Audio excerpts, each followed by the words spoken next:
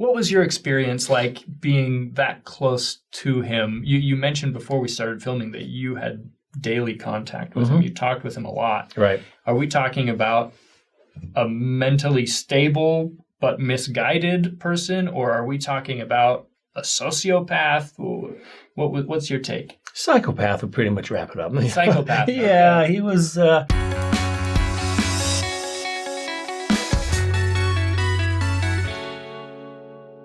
Hey everybody, welcome back to the show. Okay, so we're in between sets right now. We're making a new set for you, so that's why it's just we've got some holes in the wall. A little under construction. Things like that. But we're here today with Mike Pientka. There's a book called Under the Banner of Heaven, okay? That is being turned into a Hulu series with Andrew Garfield and Sam Worthington and some, high-profile actors by the same name, Under the Banner of Heaven. And that book/series is about a rather high-profile murder case that occurred in American Fork, Utah. So we've got Mike here. Mike, you were a police sergeant that worked the case, correct? Yes, I worked at the Utah County Jail in the Corrections Bureau.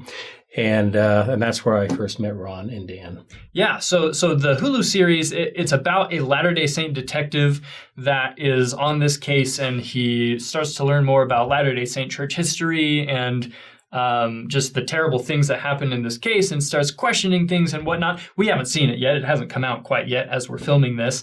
We couldn't find a detective, but we've got Mike here, which is about as authoritative as I think we can get. But maybe for those of us that are not familiar with the Lafferty murders, maybe could you give us a brief overview of what happened and how you're connected with this? Sure. So Ron and Dan committed the murders July 24th, 1984. And shortly after that, right around August, I believe it was August 17th or 18th, he was arrested and transported to the Utah County Jail. And that's where I met both Ron and Dan. And my first impression of Ron and Dan was always a quiet one. Ron, he was, when he first came to jail, he was, I would say, very, very polite, very cooperative, cordial, followed the rules. But that quickly changed. About a month or two after he was incarcerated, we started to notice a change in Ron. He became increasingly agitated and violent. Let me give you an example. The one I was thinking about was the time when Ron was being escorted back to his cell by 3 deputies. And Ron decided that he didn't want to go back to his cell. He stopped in the middle of the hall, and the 3 deputies were standing right behind him. He turned around and attacked those 3 deputies just out of, there was no warning. He attacked them and seriously injuring one. The one had to go to the hospital.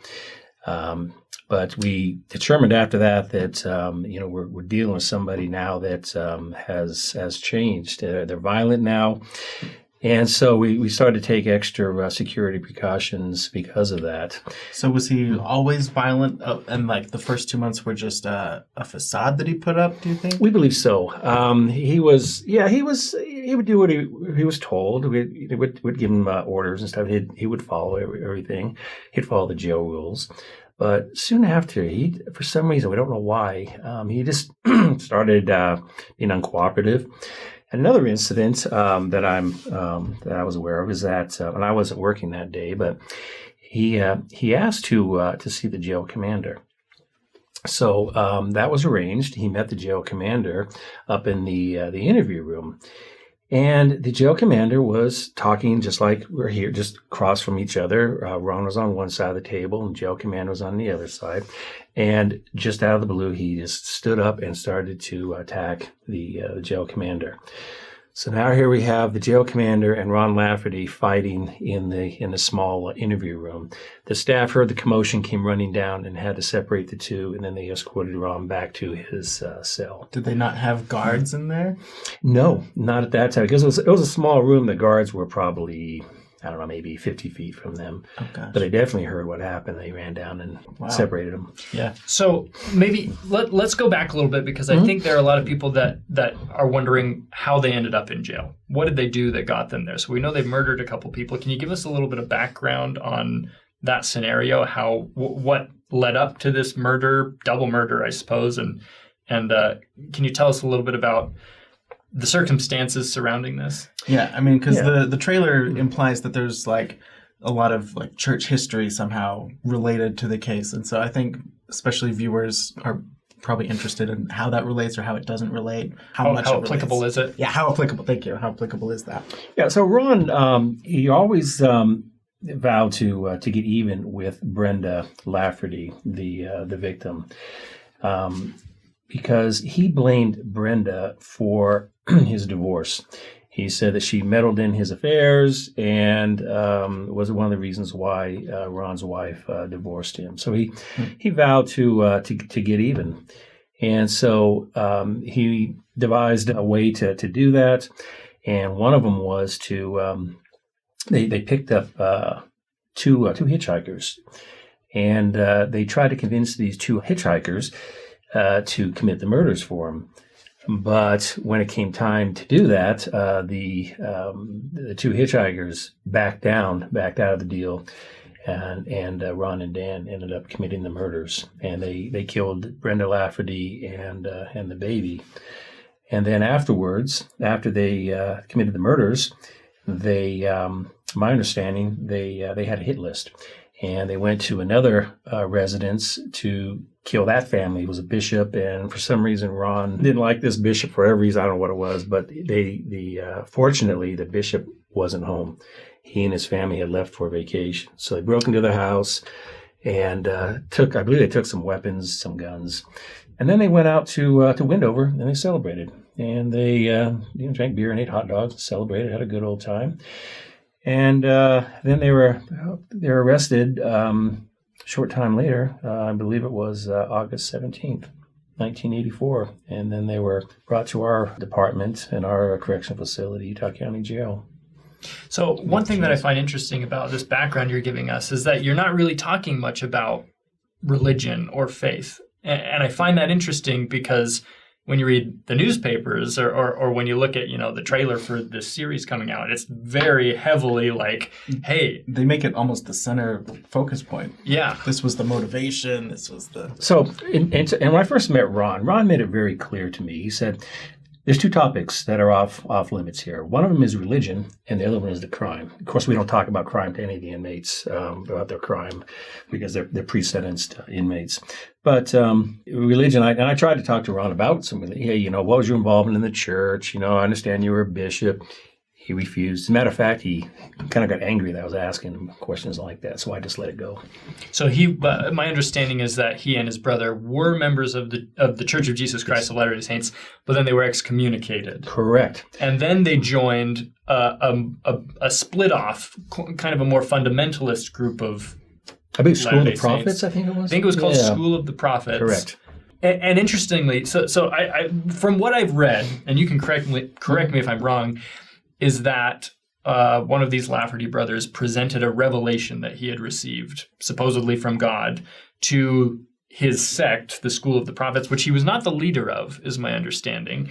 And he said, hey, according to this revelation, we need to remove Brenda Lafferty and her child. Right.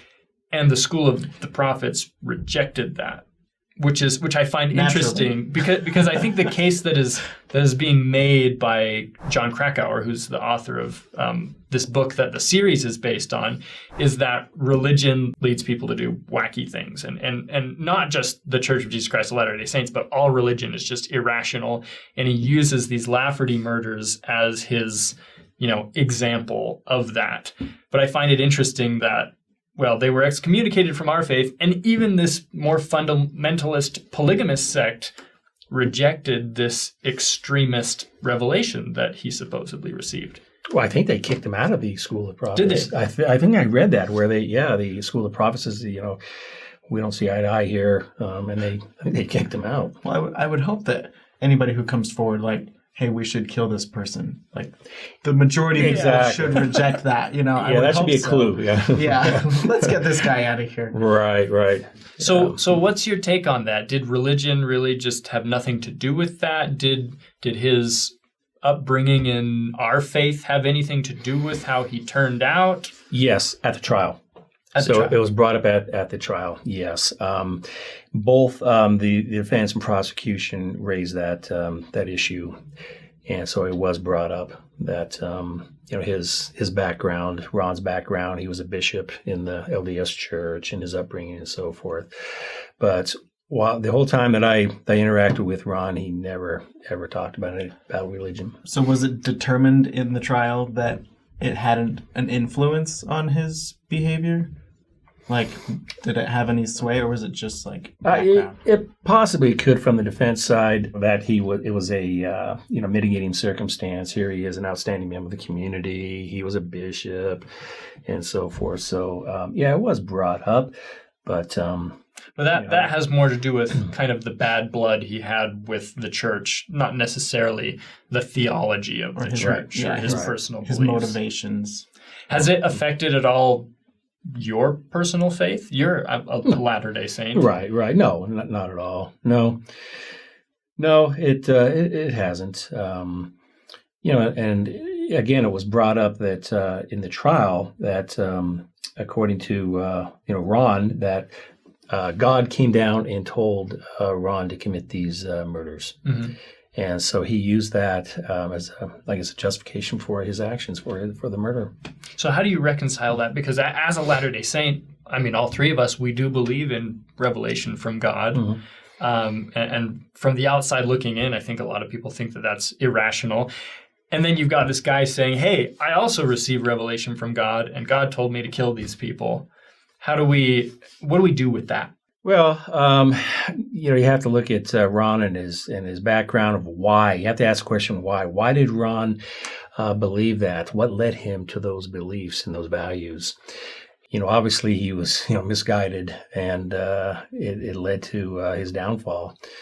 But again, it was brought up during the trial, and as a matter of fact, one of the members of the jury actually believed him that maybe God did come down and tell Ron to do that. So I think from a defense standpoint, Ron tried to use that as a defense. It stands as a testimony to his ability to persuade and manipulate his audience. Sure. So what was your experience like being that close to him? You mentioned before we started filming that you had daily contact with him. You talked with him a lot. Right. Are we talking about a mentally stable but misguided person, or are we talking about a sociopath? What's your take? Psychopath would pretty much wrap it up. Psychopath. Yeah, okay. He was. On the one hand, you could talk to him about anything. He was a nice guy, You could talk about any topic, well, except religion. But you could talk to him. We spoke at length about sports and about the outdoors and things. But keep in mind, my conversation with Ron was between a 4-inch steel door, and there was a cuff ports, and that's how I spoke with Ron. You never want to let your guard down with Ron. He was extremely dangerous, and he obviously never trusted. But when Ron was out of his cell, he'd be shackled and handcuffed. We'd take every security precaution we could to make sure that the deputies were safe and other inmates were safe. Well, after he attacks the jail commander. I mean, who does that? Right. That's a bold move. Well, and also too, another incident I'm thinking about his regarding his aggressiveness was when he was, and I also participated in the trial as far as security, but that was one incident when Ron tried to escape when he was in the courtroom, and the courtroom was over at University Center in Provo, and he tried to break away from the security detail and jump over the balcony, and he was caught. And they restrained him, but he was very determined to escape and to hurt the deputies, and So Did he ever express remorse? Did he ever admit that what he did was wrong? never. Really? He never did. No. No. Even after he was convicted and sentenced, he still wouldn't. I tried to get him to talk about it. I said, Ron, look, it's over now. You've been sentenced. You're done. Can you want to tell me about the incident, the murders? No, he wouldn't. Did he maintain that he was innocent? No, he just wouldn't talk about it. He admitted to doing it, but just didn't Well, admit that it was wrong. he never admitted to doing it. Really? Yeah, never. No, he'd either cloud the issue or he would change the topic or simply say, I'm not going to discuss that. And that's okay. So you've got Dan and Ron Lafferty. You spent a lot of time with Ron. Mm-hmm. Were both of them, what was their sentence? Were they both sentenced to death? No. So Ron was sentenced to death. By firing squad. But Dan was given life without possibility of parole. But you mentioned that before we were on the show, we were having a conversation that Ron actually ended up dying before he was executed. Correct. Right? He had, I think he ran out of appeals, or he was running out of appeals, and but before he was executed, obviously he passed away. And I'm not sure what the exact cause was. So Ron's gone. Dan is still around. Correct. And you haven't had much contact with him. No. Mm-hmm. I feel like it's just like you see like the true crime shows on television and you're like, oh, they're interviewing this guy who has spent so much time with this person that gets in their head. And that's what I feel like we're doing right now. So it's very exciting, but in a terrible way because what they did was absolutely awful. Why wouldn't he talk about religion? Do you have any ideas on that? I don't know. No. And I tried to approach it from different angles, but he just wouldn't have anything to do with it. No. Mm-mm. That was one topic. Matter of fact, and I didn't press it because when I did bring up religion, it would anger him, and I just stayed away from it.